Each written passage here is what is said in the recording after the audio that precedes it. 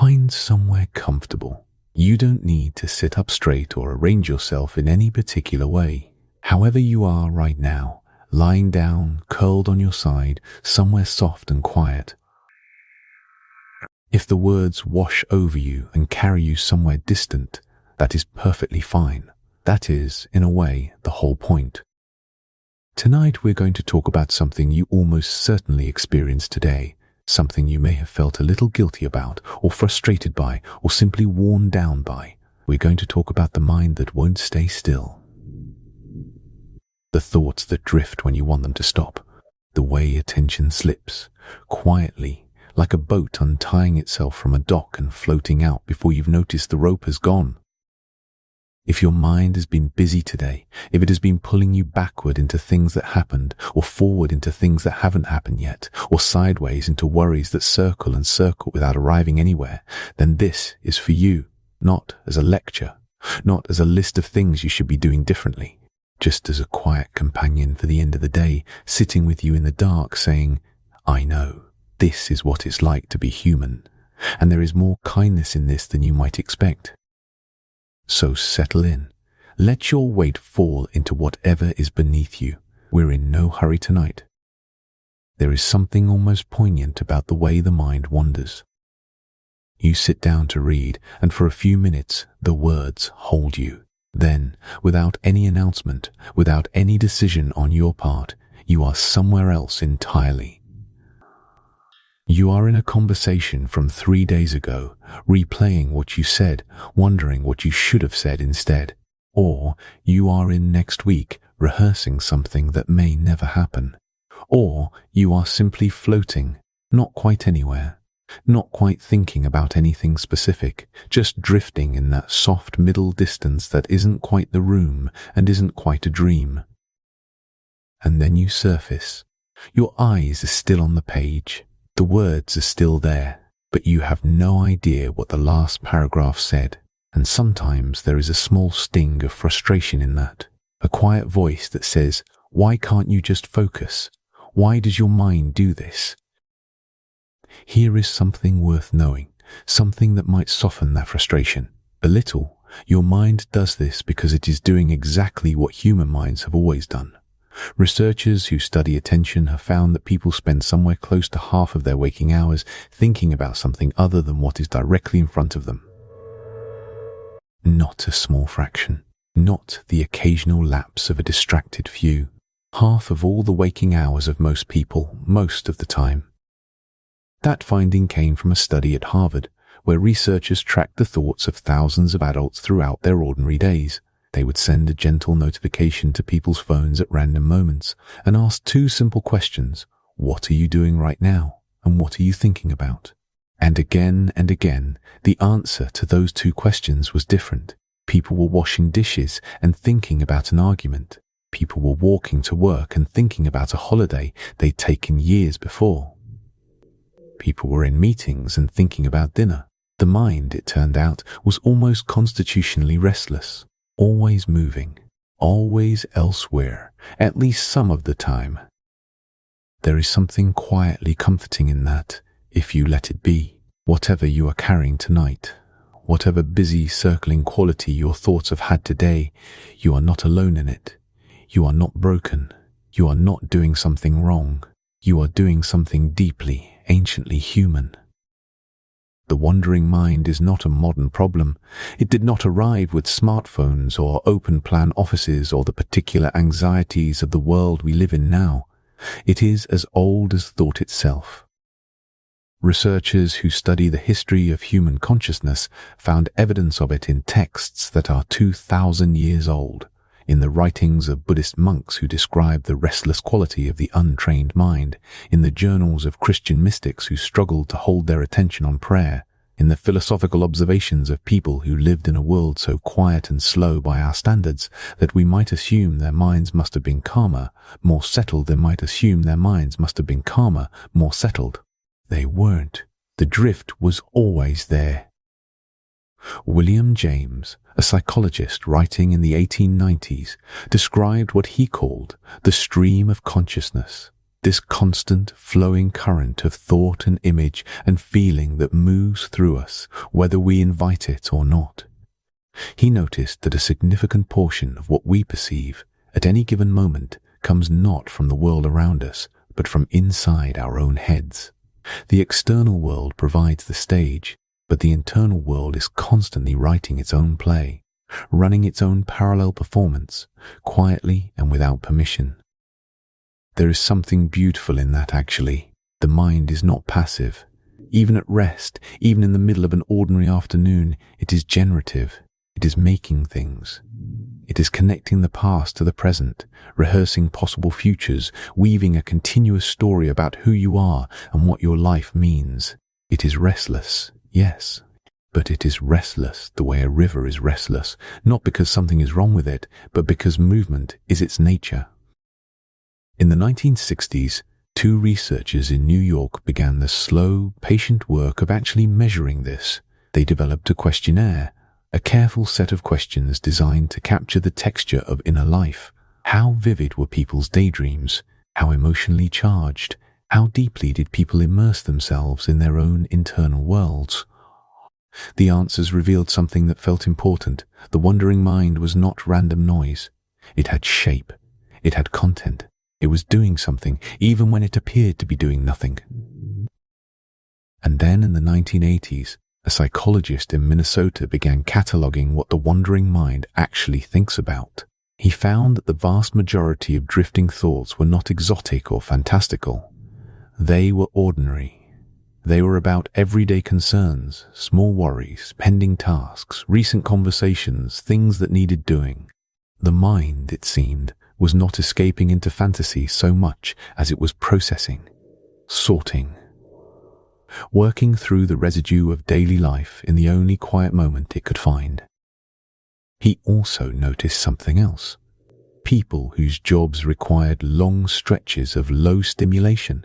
He looked at lifeguards, at long-haul drivers, at people who spent hours watching over quiet, unchanging scenes. More than 3/4 of them used mind-wandering as a way of managing the tedium. The mind, left without enough to do, simply began generating its own material. It is, in some ways, incapable of true idleness. Which might explain something about tonight. If you have been lying here with your thoughts moving, circling, refusing to settle, it is not a failure at discipline. It is the mind doing what it has always done, what it has been doing for as long as there have been minds to do it. It is ancient. It is patient. And understanding it even a little is the beginning of being gentler with it. So what is actually going on when the mind wanders? What is the brain doing in those moments when your thoughts slip away from the task at hand and float somewhere else? There is a network of regions in the brain, a constellation of interconnected areas, that becomes most active precisely when your attention turns away from the outside world and moves inward. Neuroscientists call it the default mode network, which is a slightly clinical name for something rather remarkable. The word default is the key. This is the brain's natural resting position. When you are not actively focusing on something external, when you are not solving a problem or reacting to something in the environment, the brain does not simply go quiet. It shifts into this particular configuration and begins generating internal expression. Think of it like this. Imagine a room that has two kinds of lighting. One is bright and directed, a desk lamp trained on a specific spot. That is focused attention. The other is softer, more diffuse, a warm ambient glow that fills the whole space without illuminating any single thing sharply. That is what the default mode does. It creates the conditions for a different kind of thinking, not focused, but spacious, not directed, but generative.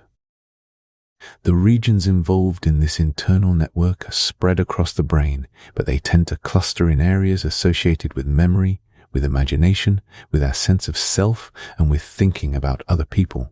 When this network is active, when you are daydreaming or replaying a memory or imagining a conversation that hasn't happened yet, the brain is doing something genuinely complex. It is drawing on stored experience, projecting it forward, weaving it into a narrative. It is not resting. It is busy in a different way. One of the things researchers discovered, which was not expected, is that this internal network tends to quiet down when you are focused on a demanding external task. The two states, outward focus and inward drift, tend to be in a kind of gentle opposition. When one rises, the other falls. When you are deeply absorbed in something, a book that has really caught you, a conversation that requires all of your attention, the internal network dims. When your focus slips, when the task becomes routine or the stimulation drops away, the internal network brightens again and the mind begins to move.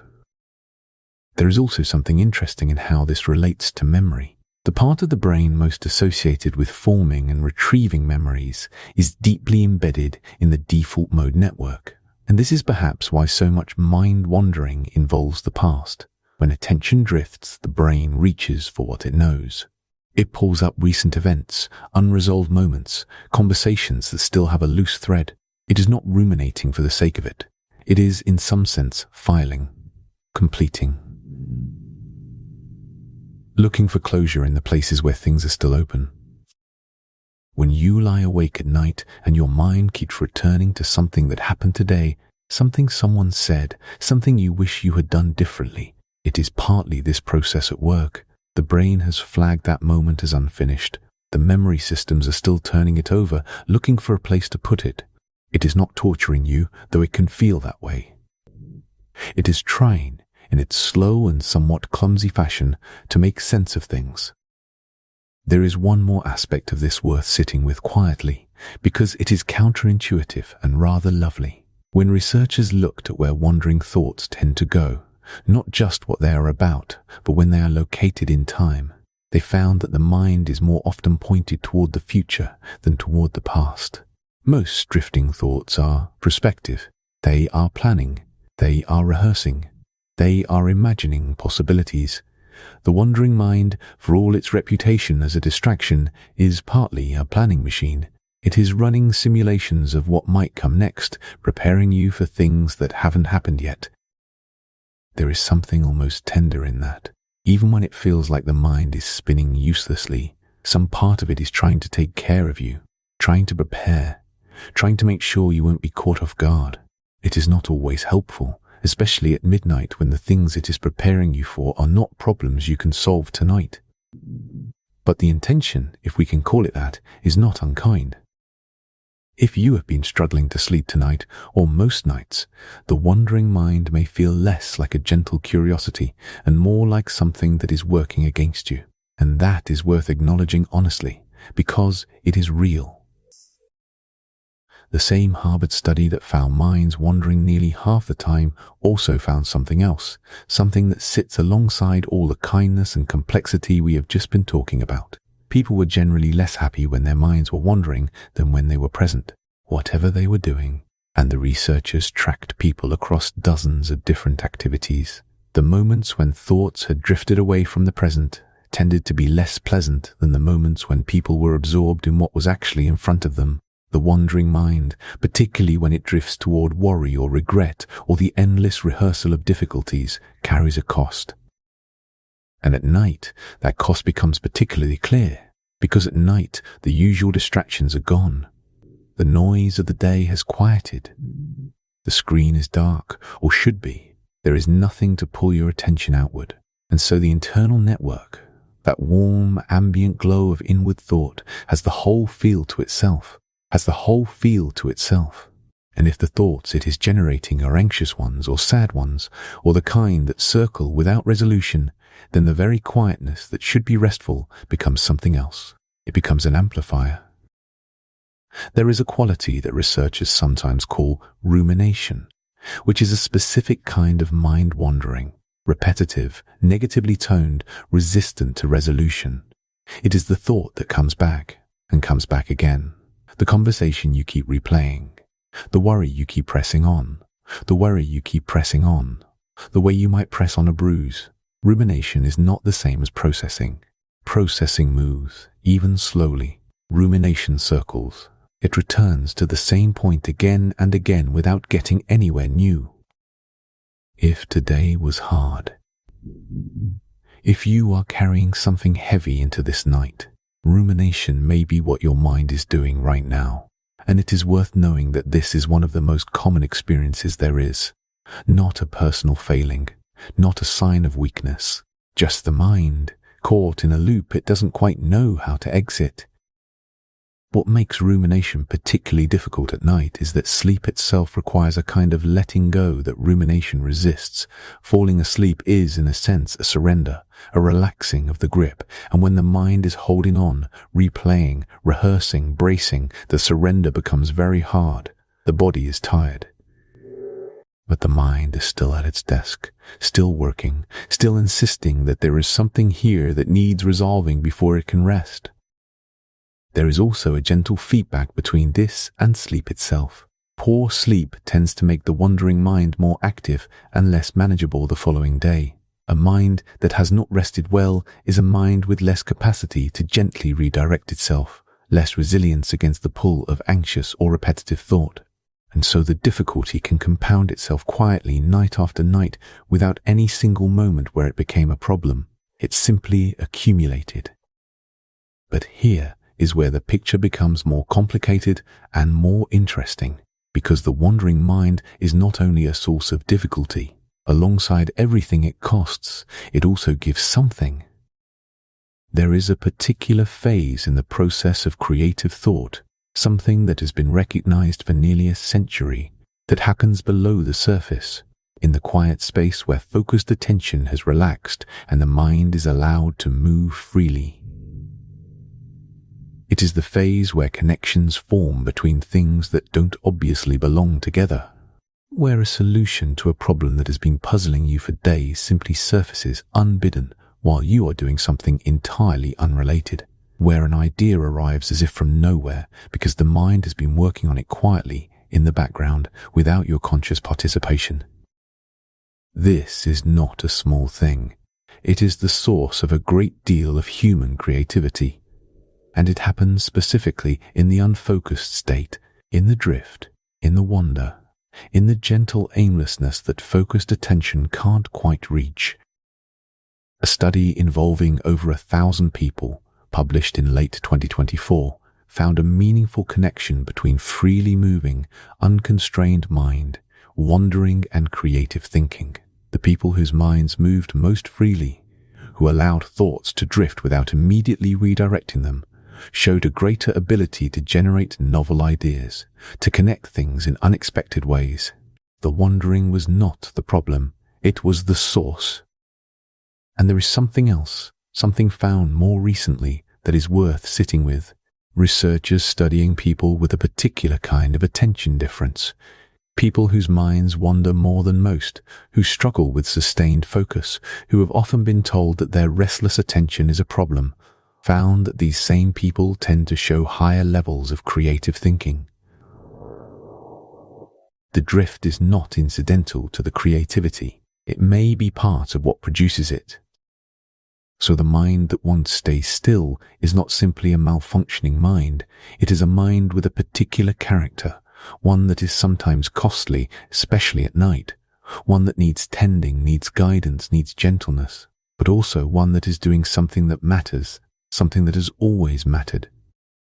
That is worth holding, even now, especially now. There is a particular quality to lying in bed when sleep won't come. The room is quiet, the body is still, and yet the mind is somewhere else entirely, somewhere busy, somewhere lit up, somewhere that has nothing to do with rest. What is happening in those moments is, in part, a story about timing, about a mismatch between what the body is ready for and what the mind is still doing. The brain does not switch cleanly from wakefulness to sleep, the way a light switches off. It moves through a gradual dimming, a slow transition, a series of shifts in how the different parts of it communicate with each other. And as that transition begins, the internal network, the default mode, the home of wandering thought, starts to change. The connections within it begin to loosen. The regions that generate our sense of self, our memories, our imagined futures begin to quieten one by one, like lights going off in a building at the end of the day. But if the mind is still actively engaged in something, still working through a worry, still rehearsing a conversation, still generating the kind of urgent, insistent thought that demands attention. That transition is interrupted. This is not a metaphor for a rare experience. It is what happens to many people, many nights, and it is not a sign that something is fundamentally wrong with you. It is a sign that the mind is still doing its job, still processing, still planning, still trying to take care of things, in a moment when what it actually needs is permission to stop. What researchers have found, looking at the brain during sleep, is something quietly remarkable. Even as we move through the deeper stages of sleep, as the body becomes heavy and still and the world outside retreats, the internal network does not fully disappear. It continues to flicker. It is there in the background of dreams, which are, in a sense, the most vivid and immersive form of mind wandering there is. During dreaming sleep, the internal network is highly active, generating imagery, emotion, narrative, the strange and logic-defying stories that the sleeping mind creates for itself. Dreaming, it turns out, is not so different from daydreaming. It is just deeper, more visual, less tethered to the ordinary rules of cause and effect. And in the deepest, most restorative sleep, the slow, heavy sleep that the body craves most, the connections within the internal network gradually soften and simplify, the long-range links between different regions, the connections that, when active, produce the continuous, self-referential quality of waking thought, begin to fade. Conscious awareness dims. The sense of self, which is always at the center of the wandering mind's activity, becomes quiet, not gone, just resting. This is what the body is trying to do right now if you are lying here in the dark. It is trying to move you toward that simplification, that quieting. The difficulty is that the wandering mind, particularly when it is caught in anxious or repetitive thought, resists the process. It holds on. It insists that there is still something to resolve, still something to prepare for, still something that needs attention before the lights can go out. The kindest thing you can do in those moments is not to fight it. Fighting tends to make it louder. The mind, told to stop thinking, often thinks harder. What helps, what researchers and practitioners have found again and again, is something more like gentle redirection. Not suppression, but guidance. Not forcing the thoughts to stop, but giving the mind something softer to rest against. An anchor, a point of return. Something that is here, in this room, in this body, in this breath, rather than somewhere in the past or the future. That is what mindfulness practice, at its simplest, offers. Not an empty mind, not the absence of thought, just a place to come back to. A quiet center around which the drifting thoughts can move without pulling you entirely away. And the evidence for its gentleness is real. People who practice this kind of returning attention, even briefly, tend to find that sleep comes more easily, that the circling quality of late-night thought softens over time, that the mind becomes slightly more willing to let go when letting go is what the moment asks for. You don't have to be practiced at it. You don't have to be good at it. You just have to be willing to try. And that is what comes next. In just a moment, we are going to move into something quieter still, a gentle, unhurried practice that asks nothing of you except that you stay here, in this room, in this body for a little while. No effort, no performance, just a soft invitation to let the wandering mind find its way home. For now, simply rest where you are. The day is already a little more distant than it was. The night is patient, and so are we. Welcome back. You have already done something kind for yourself tonight simply by being here again. And wherever your mind has been wandering, whatever thoughts have been passing through, that is perfectly fine. That is what minds do. And tonight, you are going to let that wandering carry you somewhere very still, somewhere very still. So let yourself arrive here now, in this moment, in this body, in this quiet.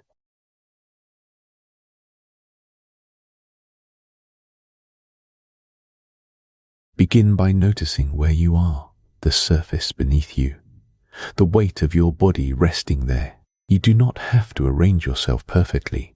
You are already in the right place. If you want to shift a little to settle more deeply into the bed or the chair or wherever you have come to rest tonight, go ahead and do that now.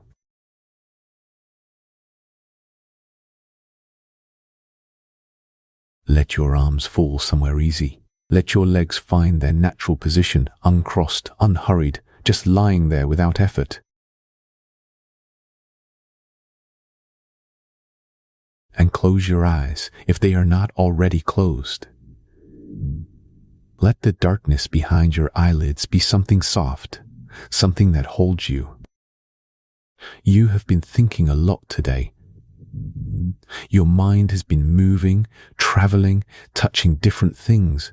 Memories, worries, plans, fragments of conversation, images that drifted in from nowhere. All of that is so natural. Your mind is a living, searching thing. It wanders because it is alive. And tonight, you are not going to fight any of that. You are simply going to let the wandering slow down, like a river that has been rushing all day, beginning to find quieter water toward the evening. The current does not stop. It just grows gentler, and the water moves more slowly now, barely moving at all. So let your mind be like that. You do not have to empty it. You do not have to silence it. You only have to let it begin to slow. If a thought comes, you can simply notice it. There it is. And then let it float on by, the way a leaf drifts across the surface of still water.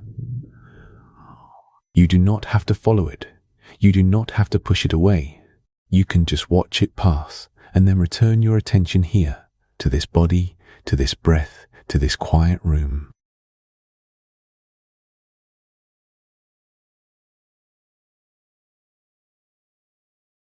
There is nowhere else you need to be tonight. Nothing you need to figure out. Nothing that cannot wait until morning. The day is behind you now, all of it. The things that went well, the things that felt hard, the moments you keep turning over in your mind. You can set them all down here at the edge of sleep. They will still be there if you need them. But tonight, you are allowed to rest. Let that permission settle into you for a moment. You are allowed to rest, fully, completely, without one part of you still on watch, still braced, still waiting for something to go wrong. You are safe, you are still, and you are allowed to let go.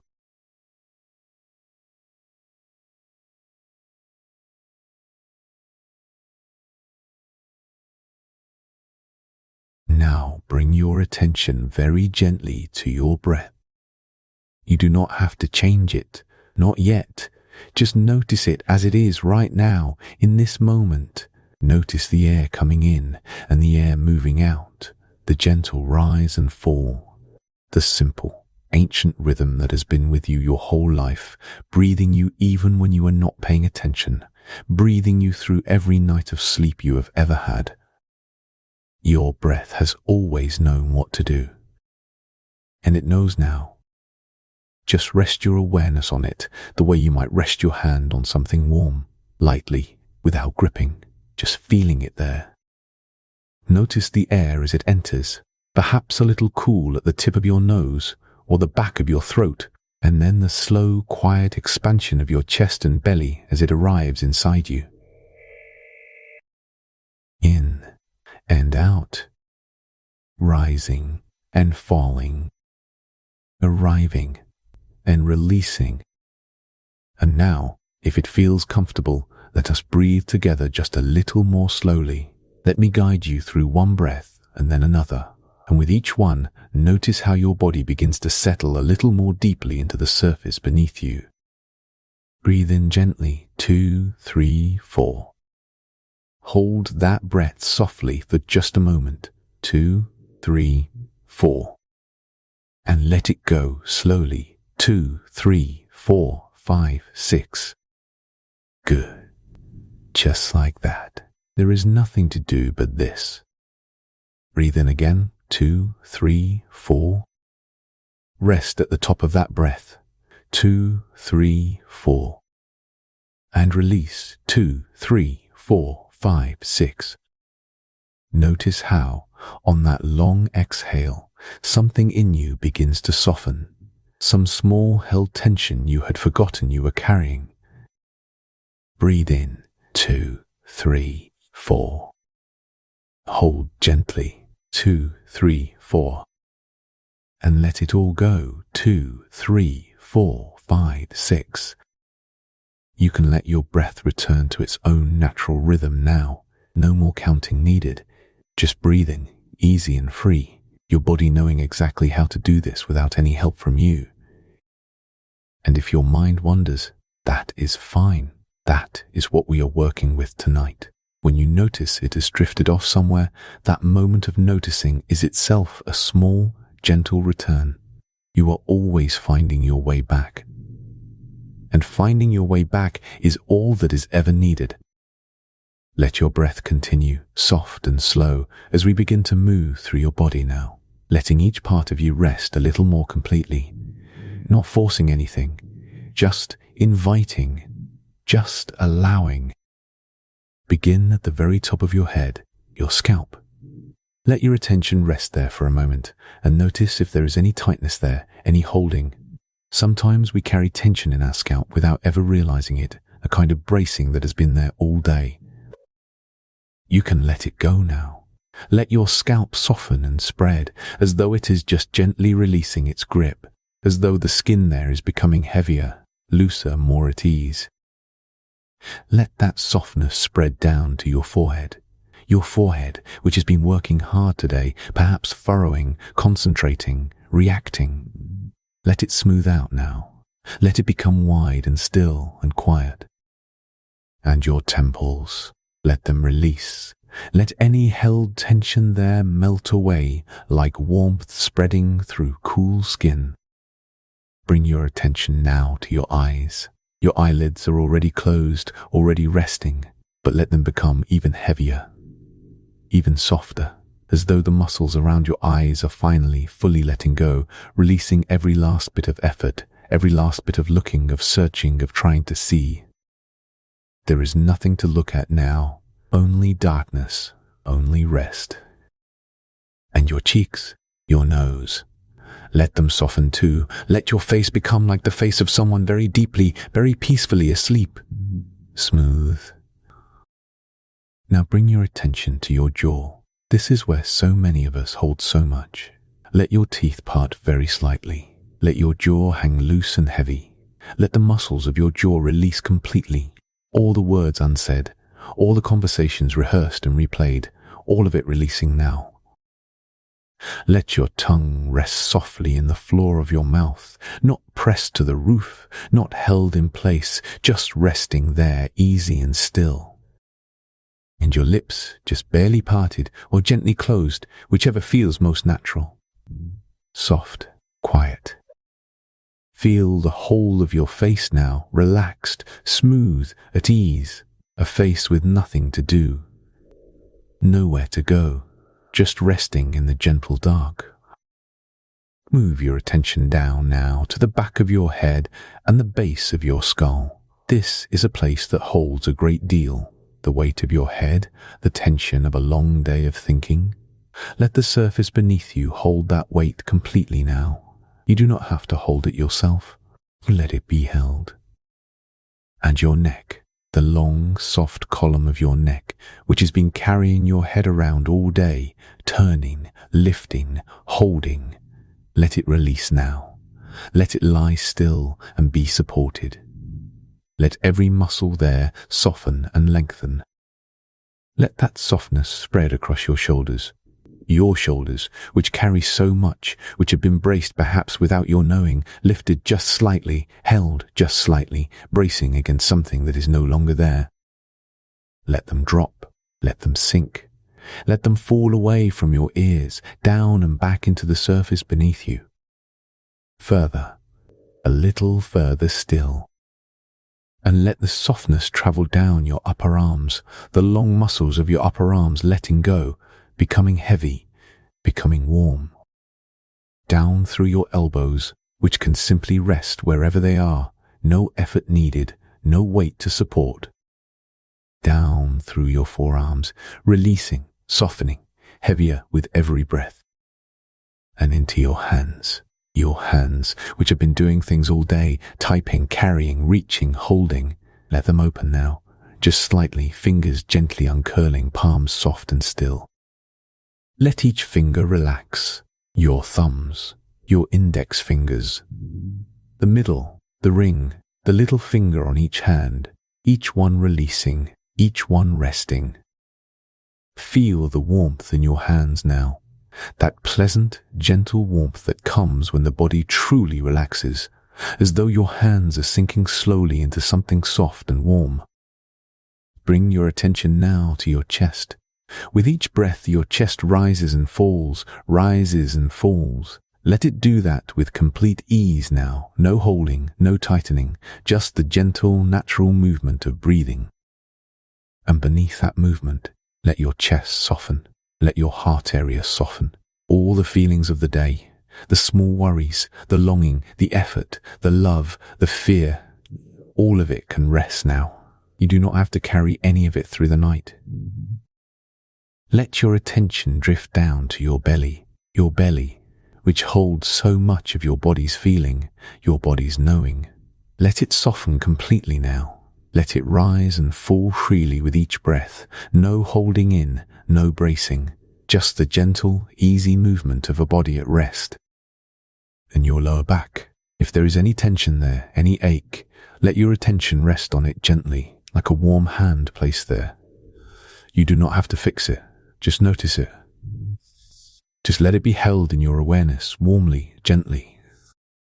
Let your whole back sink into the surface beneath you, all along your spine, from the base of your neck all the way down, releasing, supported, held.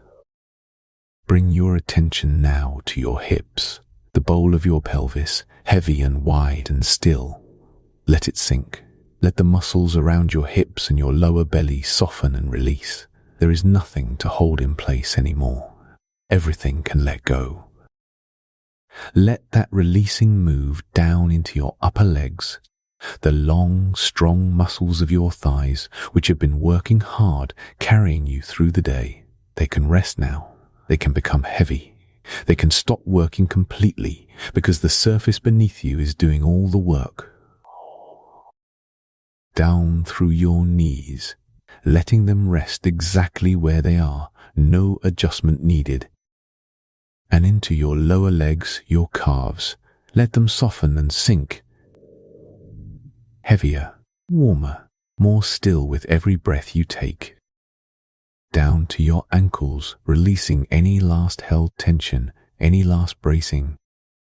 And all the way down to your feet, which have carried you everywhere today. Let them rest now.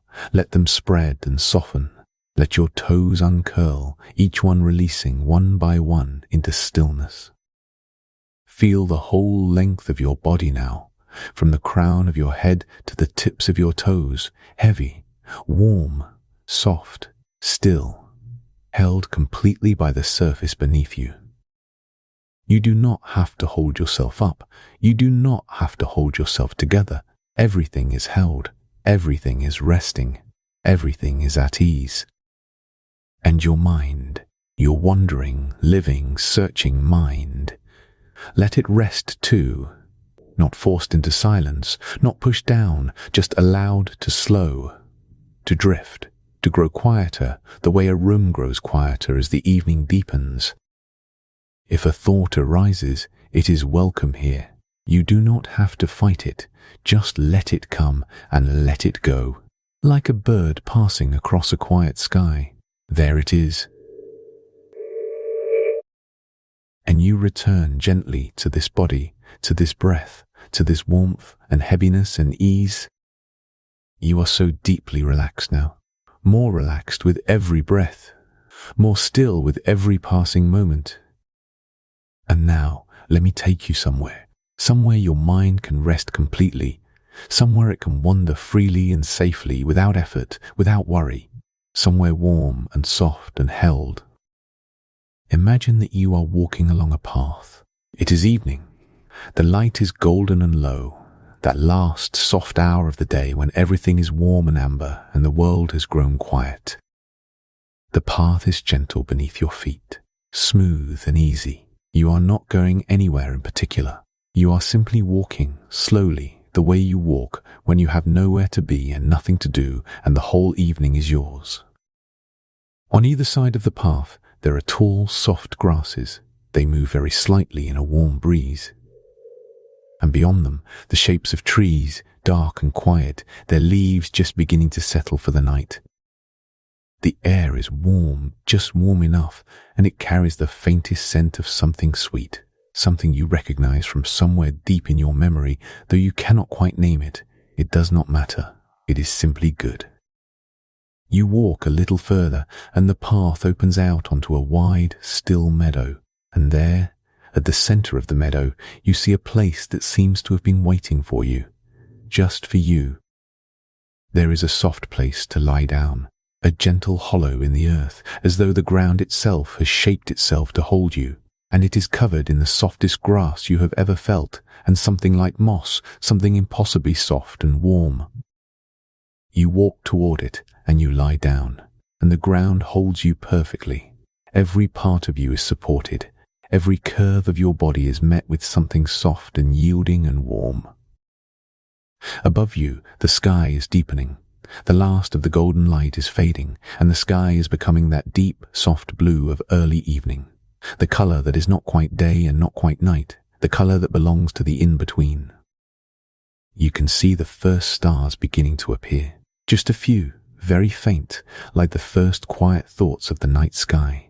They are not bright or sharp. They are soft, gentle points of light, very far away, very still. And you lie there, and you breathe, and you feel the warmth of the earth beneath you, and the warmth of the air around you, and everything is perfectly, completely still. Your mind is here too, resting with you, and if it wanders softly. Perhaps it drifts to one of those stars, following it for a moment, and then returns. Perhaps it moves through a memory, something warm and distant, and then lets it go. There is nothing it needs to hold on to tonight, nothing it needs to solve or sort or understand. It can wander and wander gently and always find its way back to this soft ground, this warm air, this deepening sky. You are so heavy now. Your body is so heavy and warm, as though you are slowly, gently sinking into the earth, not falling, just resting deeper and deeper into something that holds you completely. The stars above you are growing more numerous now, very slowly, very quietly. The sky is deepening toward night, and somewhere in the distance you can hear the faintest sound. Perhaps it is the sound of wind moving through tall trees, very far away. Or perhaps it is the sound of water, a small stream somewhere moving quietly over smooth stones. Whatever it is soft, it is steady, it is the sound of the world settling into sleep. And you settle with it. Your breath is so slow now, so easy. Each inhale drawing in the warm evening air, each exhale releasing everything. A little more with each breath, a little more. The thoughts that were moving through your mind earlier today, they are so far away now, like voices heard from a great distance, too far away to make out the words, and then farther still, and then gone, carried away on that warm and gentle breeze. You do not need to follow them. You do not need to know where they went. They have simply moved on the way thoughts do, and you are here, and you are still. And you are so deeply, completely at rest. The warmth beneath you seems to rise up through your body now, moving through you like something slow and golden, through your feet, through your legs, through your belly and your chest, through your arms and your hands, all the way up through your neck and your face and the crown of your head. Warm and heavy and completely, beautifully at ease. The night is very quiet now. The stars are still, the grasses are still, everything is resting. the way the whole natural world rests in the deep hours of the night. And you are part of that resting. You belong to it. You are held inside it. Let your eyes be still behind your closed lids. Let your face be smooth and quiet. Let your jaw rest soft and open. Let your shoulders be heavy. Let your hands be warm. Let your whole body sink a little deeper into the soft earth that holds you. Your breath is very slow now, very quiet, barely moving, just the gentlest rise and fall, the body breathing itself the way it has always known how. And your mind is so quiet now, so still. The wandering has slowed to almost nothing, just the occasional soft drift, a thought that forms and dissolves before it can quite take shape, like smoke from a candle that has just been gently blown out. There is nothing to think about now, nothing to remember, nothing to prepare for. Just this, just the warmth, just the stillness, just the slow, easy breath.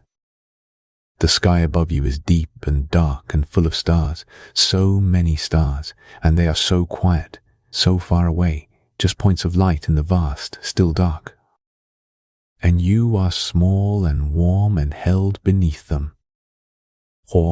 And that is everything. You are drifting now. You can feel it. That soft, slow drift towards sleep, like a boat on still water, barely moving, just gently rocking, just gently floating. You are not going anywhere.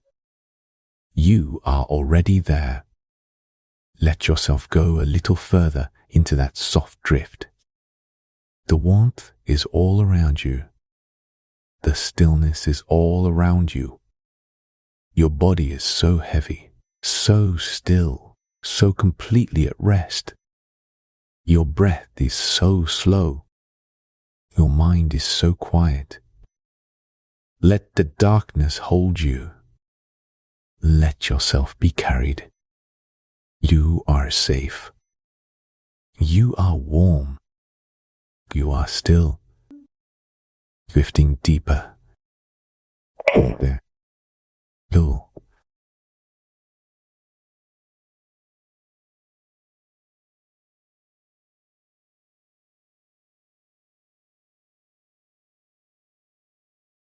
Sleep now.